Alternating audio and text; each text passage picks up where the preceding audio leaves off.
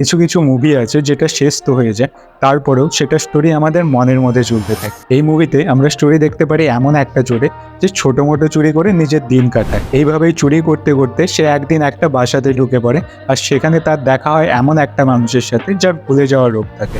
কিন্তু আমাদের চোর এটা জানতে পারে সেই মানুষটার কাছে অনেক টাকা আছে আর যে তাকে মালামাল করতে পারে।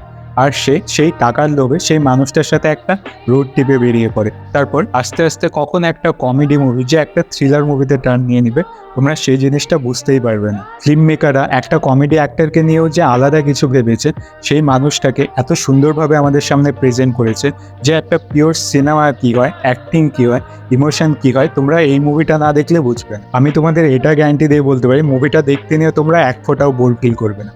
আর মুভিটার আলটিমেট জিনিসটা কি জানো? এই মুভিটার ট্রেলারটা দেখার পরে যদি তোমরা মুভিটা দেখতে নাও, তাহলে ট্রেলারটা এমন কাটবে তোমাদের, তোমরা ট্রেলারটা দেখে এটা গেস করতে পারবে না যে মুভিতে এমন কিছু হতে পারে। মুভিটার নাম হলো মারি জান, নেটফ্লিক্সে হিন্দি ল্যাঙ্গুয়েজে অ্যাভেলেবেল আছে।